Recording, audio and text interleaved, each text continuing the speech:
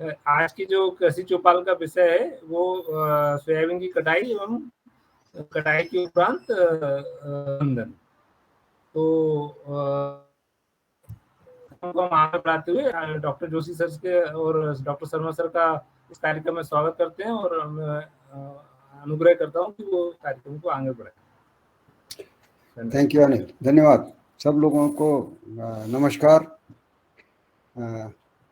जैसा कि आप देख रहे हैं कि जो मौसम बदलाव बहुत प्रबल रूप से इस बार दिखा रहा है। इस साल, हर साल ऐसा नहीं होता था, और इस साल तो बहुत ज़्यादा बदलाव देखा जा रहा है।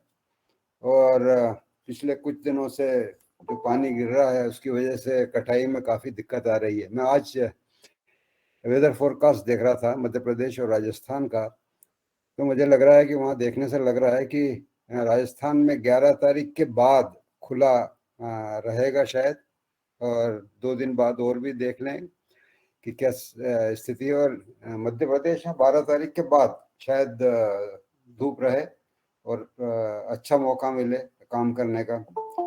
तो आज हम थोड़ा सा चर्चा कर लें कि किन किन बातों की सावधानी रखना चाहिए कटाई में। हालांकि पहले भी हम इस पर चर्चा कर चुके हैं, पर चूंकि ये कटाई सोयाबीन की चली रही है तो एक बार फिर से हम देख लें कि किस तरह से थोड़ी सी बातों का ध्यान रखें तो हमारा नुकसान कम हो सकता है। अब अगर कटाई एक बहुत महत्वपूर्ण क्रम है फसल उगाने में, अगर यहाँ हम गलती करते हैं तो कई तरह के नुकसान, खास करके सोयाबीन में कई तरह के नुकसान होने की संभावना रहती है। तो एक तो सोयाबीन में जो चटकने की प्रवृत्ति है उस वजह से फलियां चटकती है और खेत में गिर जाती है अगर देर से कटाई की तो उससे बचना चाहिए। देन अगर आप देर से काटेंगे या पानी आ गया उस वजह से बीज दागी हुआ तो आपको बाजार में भाव भी कम मिलेगा। दूसरा ये कि मौसम के प्रभाव के कारण अगर आप टाइम से नहीं काटा तो बाद में जो मौसम में चलता है उसके प्रभाव के कारण जो अंकुरण है सोयाबीन का वो भी खराब होने की संभावना रहती है। और आप देख रहे हैं कि इस बार कई जगह पे आपका पौधों में ही अंकुरण हुआ है, फलियों में अंकुरण हो जाता है। महाराष्ट्र में कई जगह से रिपोर्ट ऐसी है और अपने यहाँ भी है कुछ जगह पे कि फलियों में ही दाने उगने लगते हैं। इसका कारण ये है कि दूसरी फसलों के माफिक सोयाबीन में डॉर्मेंट सीड की डॉर्मेंसी नहीं है। डॉर्मेंसी मतलब जो समय लगता है बीज पकने के बाद और उगने में, उसमें जो समय लगता है वो सोयाबीन में नहीं के बराबर है। इसी वजह से पौधे में ही उग सकते हैं। इसके लिए कोई हमारे पास सोयाबीन पे किसी तरह का अनुसंधान उपलब्ध नहीं है, पर दूसरी फसलों में देखा गया है कि मैलिक हाइड्राजाइड या मॉलिब्डेनम के स्प्रे से इसको थोड़ा कम किया जा सकता है। इसमें एक ही बात हो सकती है कि आगे आने वाले वक्त में जो प्रयोग चल रहे हैं सोयाबीन अनुसंधान केंद्र में, वो आने वाले वक्त में आपको कुछ ऐसी तरकीबें दे देंगे जिससे कि थोड़ा जर्मिनेशन डिले हो जाए, डॉर्मेंसी आ जाए। नई वैरायटी शायद आप इस तरह की दे दें या पुरानी वैरायटियों में इस तरह के गुण डाल दें जिसकी वजह से फलियां बरसात आने पर पक्की फलियों में से अंकुरण न हो। तो ये बातें हैं थोड़ी सी जो आगे आने वाली है, आज तो नहीं है। और फलियों की चटकने की समस्या आपको पहले मैं बता चुका हूँ कि ये हर फसल के साथ नैसर्गिक गुण है। अनिल आगे ले लो, अनिल आगे ले लो, इसके आगे ले लो अगली स्लाइड में। तो ये चटकना एक नैसर्गिक गुण है और सारी फसलों में इस वजह से चटकती है, या ये एक सीड डिस्पर्सल का एक तरीका है। हर जाति अपने को जिंदा रखना चाहती है, इस वजह से ही ये गुण होता है पौधों में कि बीज चला जाए जिससे कि कोई भी फसल या कोई भी पौधे नष्ट ना हो। तो ये एक दिक्कत है, पर ब्रीडर्स लोगों ने जो काम किया है पिछले सालों में, उन्होंने कम से कम इतना तो कर दिया है कि सोयाबीन में 10 दिन तक फलियां ज़्यादा नहीं चटके, टाइम मिल जाए आपको काटने का। बीज में जैसे जैसे नमी कम हो जाती है, सूखने लगते हैं पौधे, जैसे नमी कम होती है नुकसान होने की संभावनाएं अधिक हो जाती है। ऐसा देखा गया है कि अगर 9% बीज में नमी आ जाए तो उससे 8% सोयाबीन की फसल में नुकसान होने की संभावना है। ये चीज देखी गई है, तो इसलिए जरूरी है कि सोयाबीन की कटाई ठीक समय पे करना चाहिए। अब ठीक समय कैसा होना चाहिए ये भी जानना जरूरी है। तो कौन सा ठीक समय है सोयाबीन काटने का? नॉर्मल साधारण तौर पे क्या होता है, अगली स्लाइड ले लीजिए।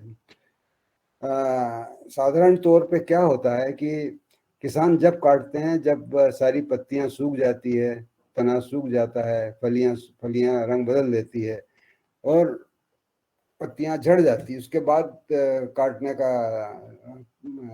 उपक्रम करते हैं, उसमें नुकसान होने की संभावना बहुत ज्यादा है। यह सही तरीका नहीं है और इससे इसकी वजह से मतलब देर से काटने में अगर पानी आ गया तो दाना दागी हो सकता है, उसका जर्मिनेशन खराब हो सकता है।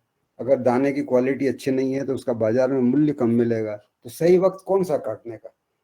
हम बार बार आपको, मैं और डॉक्टर शर्मा हमेशा बताते रहे हैं कि देखिए, जब 90 से 95% फलियां सोयाबीन की रंग बदल दे, चाहे पीली हो जाए, सुनहरी हो जाए, भूरी हो जाए या काली पड़ जाए किस्म के अनुसार, तो उस समय काट लेना चाहिए। एक और बात बताना चाहता हूँ कि डॉक्टर शर्मा ने पिछली बार भी कहा था कि जो जो जो जर्मिनेशन हो जाता है पौधों में, उससे बचने का एक तरीका ये भी है कि अलग अलग टाइम से पकने वाली किस्में ली जाए, एक किस्म नहीं उगाएं। अगर अलग टाइम पे पकने वाली किस्में ली है, ज़्यादा टाइम पकने वाली किस्म अगर लगी हो, तो ये पानी के कारण जो जर्मिनेशन हो जाता है सीड में, सीड का जर्मिनेशन जो फलियों में हो जाता है, उससे बचाव हो सकता है। तो एक बात ध्यान में रखना है कि कटाई का जो जो जो मानक है, इंडिकेटर है, वो ये है कि जब 90 से 95% फलियां अपना रंग बदल दे, तो पीली पड़ जाए या सुनहरी हो जाए, काली हो जाए, भूरी हो जाए, उस टाइम फसल को काट लेना चाहिए। इसको हम कहते हैं, क्यों क्यों कहते हैं इसको, ये भी बताना चाहूंगा मैं। अगली स्लाइड ले जाए। सोयाबीन में दो बातें होती है जब आपकी फसल पकने के करीब होती है। तो एक उसकी फिजियोलॉजिकल मैच्योरिटी होती है। फिजियोलॉजिकल मैच्योरिटी मतलब फसल पक जाती है पर खाली उसमें से जो नमी है वो जाना रहता है। और दूसरी होती है हार्वेस्ट मैच्योरिटी, वो 10-12 दिन बाद मानते हैं हम लोग। तो जब जब जब 90 से 95% फलियां रंग बदल देती है, तो उस समय फसल फिजियोलॉजिकल मैच्योरिटी भी होती है और वो सही समय है काटने का। अगर उस टाइम आप काट लेंगे तो आपका चटकने से जो नुकसान है वो नहीं होगा, दाने की क्वालिटी अच्छी रहेगी और उसका उसका उसकी मतलब जर्मिनेशन पे आपका जो असर विपरीत असर नहीं पड़ेगा। तो इसलिए हमेशा हम बार बार कहते हैं कि जब 90 से 95% फलियां, अगली स्लाइड डालो, फलियां रंग बदल दे, सोयाबीन को काट लेना चाहिए। यही बताया है मैंने इस स्लाइड में, जो आप देख रहे हैं कि फिजियोलॉजिकल मेच्योरिटी जब आ जाती है, जब 90 से 95% फलियां रंग बदल देती है, तो उस समय काट लेना चाहिए, देर नहीं करना चाहिए। तो इससे कई फायदे हैं जो मैं बता चुका हूँ। एक बात ध्यान रखें, कटाई के बाद वहीं अपना काम खत्म नहीं हो जाता। कटाई के समय ध्यान रखना होगा कि आपके खरपतवार साथ में नहीं चले जाएं, कि वो अगर थ्रेशिंग में भी चले जाएंगे और बीज के साथ चला जाएगा तो अगले साल दिक्कत हो सकती है। तो खरपतवार के पौधे नहीं जाएं। और आजकल जैसे बरसात हो रही तो थोड़ा मौका देख के करना पड़ेगा। हो सकता है कि अगर टाइम नहीं है तो फसल को खेत में धूप में नहीं सुखा पा रहे हैं तो इकट्ठा करके ढकना पड़ेगा और फिर दूसरे दिन जब धूप निकले तो उसको फैला के सुखाना होगा। तो ये चीज़ें थोड़ी सी अतिरिक्त करना पड़ेगी इस बार, क्योंकि मौसम गड़बड़ा गया है, वो हमारे फेवर में नहीं चल रहा है अभी तक। और जहाँ अगर 10-12 तारीख के बाद, 12 तारीख के बाद अगर कटाई का टाइम आता है तो मैं समझता हूँ आपको धूप में सुखाने का मौका अच्छा मिल जाएगा और थ्रेशिंग भी ठीक से कर पाएंगे।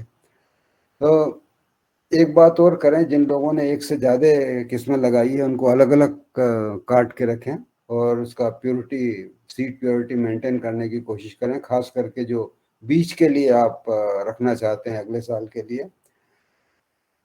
नॉर्मल साधारण तौर पे हम कहते हैं कि अगर सब ठीक ठाक है तो काटने के बाद 2-3 रोज आप धूप में रखें। अगली स्लाइड ले लीजिए अनिल। धूप में रखें, सूख जाए, उसके बाद थ्रेशिंग के लिए जाएं। और आगे वाले ले लीजिए, आगे वाले ले लीजिए अनिल, और आगे वाले ले लीजिए, और आगे, ये बता दिया मैंने, आगे चलिए। इसके बाद गहाई के लिए गहाई के लिए जब करना पड़ेगा आपको तो ये ध्यान रखें कि अगर बीज के लिए आपने करा है, मैं शुरू से पहले भी कई बार बता चुका हूँ आपको कि अगर पहले से सोयाबीन बोने के पहले से ये सुनिश्चित करना होगा हमको कि हम बीज के लिए कितना रखना चाहते हैं और बाकी सामान्य फसल कितनी रखना चाहते हैं। जितने बीज के लिए रखना चाहते हैं उसके लिए हमको अपने खेत में 1/10 हिस्सा मार्क करके रखना पड़ेगा हर वैरायटी के लिए। और उसको जो हमने मार्क करके रखा एरिया, उसमें हमने ठीक से रोगिंग वगैरह करके प्योरिटी मेंटेन करके उसको काट के हम खलिहान में रख दें और बाकी काम करते रहें। अगर जब तक आप बाकी काम करके करके जाएंगे तो काफ़ी सारा दाना झड़ जाएगा, वो सबसे अच्छा बीज होगा। इसलिए बीज के लिए थोड़ा ध्यान रखने की आवश्यकता है। दूसरी फसल में तो आप खलिहान में काट के अगर धूप लगाने की स्थिति है, मिल जाती है, तो धूप लगने दें 2-3 बार और उसके बाद उसकी उसको उसको उसका थ्रेशिंग करें। और एक बात ध्यान रखें कि गेहूँ का थ्रेशर में आप उसकी पुली बदल लें और जाली बदल दें, जो सोयाबीन के लिए मुफीद है। पुली बदलने से जो आरपीएम है वो आधा हो जाएगा। 750 आरपीएम होता है गेहूं के लिए, पर आप पुली बदल के उसको 350-400 आरपीएम पे ले जाएं। थोड़ा सा कचरा रहेगा हो सकता है, पर उसको आप विनोइंग करके निकाल दें, वो ज़्यादा अच्छा रहेगा। आपका बीज बीज टूटेगा नहीं, उसमें मार नहीं पड़ेगी। तो ये थोड़ा सा ध्यान रखने की बात है। और उसके बाद निकलने के बाद भी बीज को सुखाना है धूप में, वो जब तक कि उसकी नमी 10% से कम नहीं आ जाए। अगर 10% से कम है तो आपका बीज स्टोरेज में भंडारण में अच्छा रहेगा, खराब नहीं रहेगा, उसमें कीड़े बीमारी नहीं लगेंगे। उसके बाद अगर आप सुखा लेते हैं तो बेहतर है कि स्पाइरल आपका ग्रेडर है, उससे उसे साफ कर लें और उसको ग्रेडिंग कर लें बीज को, जिससे कि अगर ग्रेडेड बीज आपका जाएगा तो उसकी कीमत बाजार में मिलेगी आपको अच्छी, और आप जो बीज के लिए रखेंगे वो भी अच्छा बीज विगर वाला रख पाएंगे। इसके बाद आप जब एक जगह से दूसरी जगह ले जा सकते हैं तो सोयाबीन में बहुत ध्यान रखने की आवश्यकता है, क्योंकि इसका जर्मिनेशन बहुत जल्दी खराब होता है। अगर इसको मार लगी तो आपका जर्मिनेशन गड़बड़ा जाता है। कई बार ऐसा आपने देखा ही होगा कि ब्रीडर सीड जो जो सीड आपके पास पहुंचता है, या हम लोग जो ब्रीडर सीड भी ट्रांसपोर्ट करते हैं अलग अलग जगह से आगे फाउंडेशन सीड या सर्टिफाइड सीड बनाने के लिए, तो ट्रांसपोर्ट में काफ़ी डैमेज हो जाता है और उससे सीड का जर्मिनेशन बहुत कम हो जाता है। तो ध्यान रखना चाहिए कि सीड का जर्मिनेशन कम नहीं हो, ठीक से हैंडल हो, उठा पटक ज़्यादा नहीं हो। अब भंडारण में जाएं तो वहाँ भी थैलों को उठा के सिर से नीचे नहीं डालें। तो ये थोड़ा सा ध्यान रखने की बात है। और जहाँ तक थ्रेशिंग का सवाल है तो कई साधन उपलब्ध हैं आपको। लकड़ी से पीट कर, मैं कहता हूँ कि अगर बीज के लिए जितना सोयाबीन निकालना चाहते हैं उसको लकड़ी से पीट कर ही निकालें। और बाकी दूसरा जो सोयाबीन बाजार ले जाना चाहते हैं उसको दूसरे साधनों से निकाल लें, थ्रेशिंग कर लें, कोई दिक्कत नहीं है। आगे चलें। भंडार गृह में जगह साफ होना चाहिए, उसमें एयरी वायु का संचारण अच्छा हो। देख लें कि कीड़े नहीं हो अंदर, उनकी कीड़ों की पहुंच नहीं हो, चूहों की पहुंच नहीं हो। और जब आप भंडारण करें तो या तो लोहे का प्लेटफॉर्म या लकड़ी का प्लेटफॉर्म या भूसे की लेयर बना के उसके ऊपर उसको बैग्स को, सोयाबीन के बैग को रखना चाहिए। ध्यान रखना चाहिए कि दीवार से भी दूर हो, नमी नहीं पहुंच पाए। तो अगर ये चीज़ें आप कर लेंगे तो आसान हो जाएगा, बड़ा आपका बीज अच्छा रहेगा। और अगर आप जो सामान्य बीज है जो आप बीज के लिए उपयोग में नहीं लाना और सोयाबीन बाजार में ले जाना है, उसको आप अपनी तरीके से कर सकते हैं। ज़्यादा ऊंची थप्पियाँ लगा सकते हैं, पर जो बीज वाला सोयाबीन है उसकी 2 या 3 थप्पी से ज़्यादा ना लगाएं। तो इतना ध्यान रखें भंडारण के समय सोयाबीन में। और उसको साधारण तौर पे सोयाबीन को कीड़े लगते नहीं हैं। अभी हमने कभी ऐसा अनुभव आया नहीं कि सोयाबीन के स्टोर में कीड़े लग जाएं, पर फिर भी अगर फ्यूमिगेशन करना है तो कर सकते हैं, और थोड़ा सा ध्यान रखेंगे तो आपका बीज अच्छा रहेगा। तो ये चीज़ें ध्यान रखने की है जो सोयाबीन के केस में ध्यान रखना चाहिए। और आगे आप मैं देख रहा हूँ कि आप सब लोग सॉलिडरी आर्ट के जो लोग हैं अपने डेमोन्स्ट्रेशन प्लॉट पे जाके अपने आकलन कर रहे हैं उपज का, तो उनके तरीके में पहले ही बता चुका हूँ, तो मेरे ख्याल में उसको रिपीट करने की ज़रूरत नहीं। पर एक सावधानी रखना ज़रूरी है कि अगर आपने 45 सेंटीमीटर में बोई है तो 1 बाय 1 स्क्वायर मीटर में 2 लाइनें आएगी, और अगर 30 सेंटीमीटर पे बोई है तो 3 लाइनें आएगी। तो वो जो आपका कोऑर्डिनेट है उसको डालते वक्त इस बात का ध्यान रखें, नहीं तो आपका जो एस्टिमेशन है वो गड़बड़ा जाएगा। 2 तरीके हैं करने के।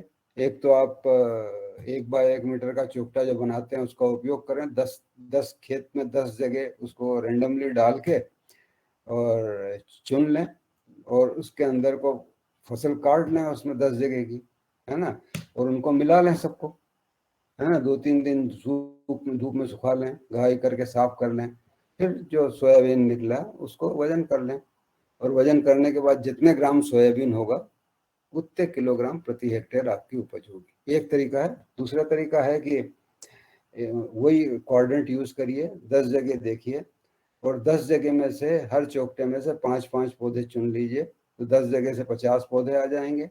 उसको साफ करके दाना निकाल लें, और फिर उसको पर स्क्वायर मीटर निकाल लें। पौधों की संख्या आप गिन लेंगे उनको, उसमें से टोटल तो उसका गुणा कर देंगे तो आपको जो वजन मिलेगा उसको उतने जितने ग्राम वजन होगा उतना आपका